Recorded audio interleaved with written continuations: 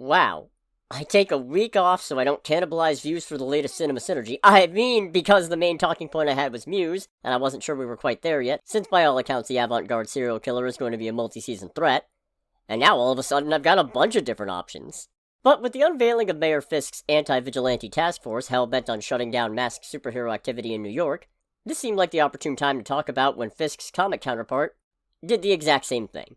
Wilson managed to ingratiate himself with the people of New York back when Hydra was running the United States, which, by the way, completely unrelated to current events. Holy shit, I owe Nick Spencer an apology! By providing support to the people of Manhattan while the borough was trapped under a Dark Force dome, and then leveraged that public support and a tad bit of vote fixing into a successful mayoral campaign.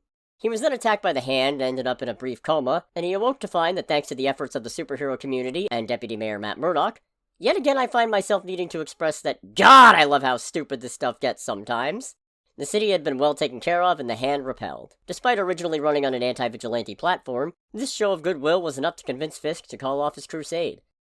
At least until he discovered that despite having once known Daredevil's identity, the information had been forcibly removed from his mind, which prompted him to relaunch his anti-vigilante campaign with Ernest, repurposing the Thunderbolts as New York's only sanctioned superheroes and his own personal task force to round up renegade vigilantes.